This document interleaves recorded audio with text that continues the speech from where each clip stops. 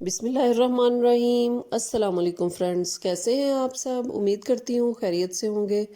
आज मैं आप लोगों के लिए चॉकलेट मफ़िन्स की रेसिपी लेकर आई हूँ, जिसको हम बहुत ही आसानी से और बहुत ही कम कीमत में इसको घर पे बनाएंगे।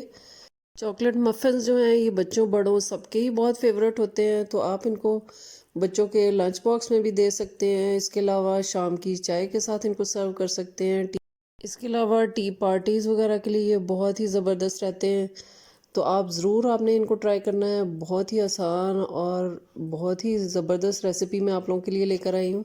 तो आपने वीडियो को एंड तक ज़रूर देखना है, और अगर आपने मेरे चैनल को अभी तक सब्सक्राइब नहीं किया है तो जल्दी से मेरे चैनल को लाइक शेयर और सब्सक्राइब कर दें, और बेल आइकन को ज़रूर दबाएं ताकि आपको मेरी रेसिपी सबसे पहले मिलती रहे। तो चॉकलेट मफ़िन्स बनाने के लिए सबसे पहले ये मैंने 6 अंडे ले लिए हैं। मैं चॉकलेट मफ़िन्स जो हैं वो ज़्यादा क्वांटिटी में बना रही हूँ, इसलिए मैंने अंडे 6 लिए। अगर आप कम बनाना चाहते हैं तो आप ये सारी जो कैलकुलेशन है, सारे इसमें जो कुछ भी हम डालेंगे तो ये आप इसमें हाफ़ कर सकते हैं। 3 एग्स ले सकते हैं, उसी हिसाब से बाकी चीज़ों की क्वांटिटी भी आप आधी कर सकते हैं। तो इनको हमने अंडों को अच्छे तरीके से बीट कर लेना है। अंडे जो हैं वो रूम टेम्परेचर होने चाहिए। अंडों को बीट करने के बाद हमने इसके अंदर 1.5 कप जो है वो शुगर डाल देनी है। शुगर को भी हम अंडों के साथ अच्छे तरीके से बीट करेंगे जब तक ये चीनी अच्छे तरीके से डिज़ोल्व ना हो जाए। और ये देखें फोमी सा टेक्सचर हो गया है इसका। तकरीबन 10 मिनट के लिए हमने इसको बीट करना है। इसके बाद हमने इसके अंदर 1.5 कप ही ऑयल डाल देना है। कुकिंग ऑयल जो भी आप इस्तेमाल करते हैं वो आप इसके अंदर डाल सकते हैं। कुकिंग ऑयल डालने के बाद आपने इसको 5 मिनट के लिए और बीट करना है। ये देखें बहुत ही ज़बरदस्त सा फोमी सा टेक्सचर हो चुका है इसका। ये देखें जब इस तरह का टेक्सचर हो जाए और 5 मिनट हो जाएं ऑयल के बाद इसको बीट करते हुए, तो हमने इसके अंदर मैदा डाल देना है। मैदा जो है वो 2.5 कप मैदा मैंने इसके अंदर डाल दिया है, और 1 टीस्पून इसके अंदर वनीला एसेंस डाल दूंगी। और इसको हमने बहुत ही हल्के हाथों से इसको बीट कर लेना है। और ये 1/2 कप इसके अंदर मैंने कोको पाउडर डाल दिया है।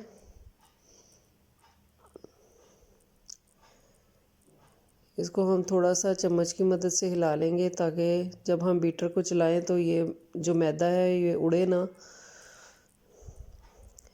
ये बहुत ही लो स्पीड पे मैं इसको बीटर को चला रही हूँ। ये बात याद रहे कि अभी इसके अंदर मैंने बेकिंग पाउडर और बेकिंग सोडा शामिल नहीं किया है।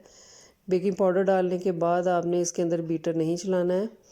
अब इसके अंदर 1/2 कप मैंने नीम गर्म दूध डाल दिया है, उसको अच्छे तरीके से मिक्स किया है।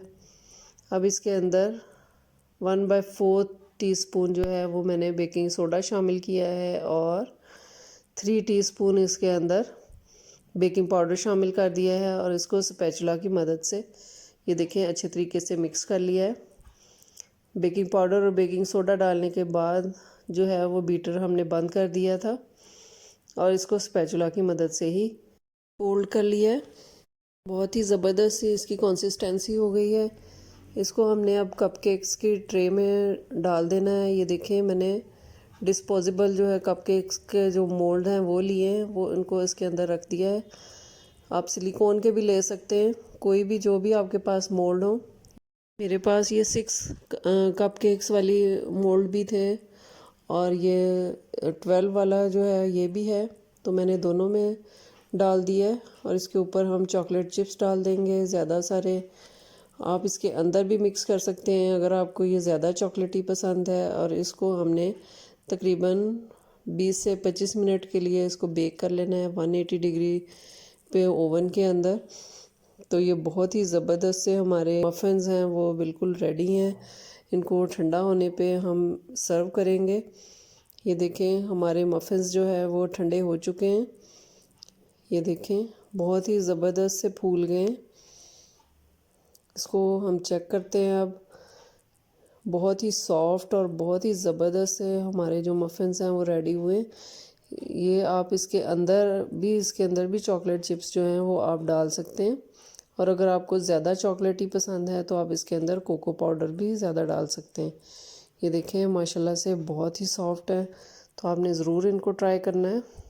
तो अगर आपको मेरी चॉकलेट मफ़िन्स की रेसिपी पसंद आई हो तो मेरे चैनल को लाइक शेयर और सब्सक्राइब ज़रूर कर दें और बेल आइकन को ज़रूर दबाएं ताकि आपको मेरी रेसिपी सबसे पहले मिलती रहे।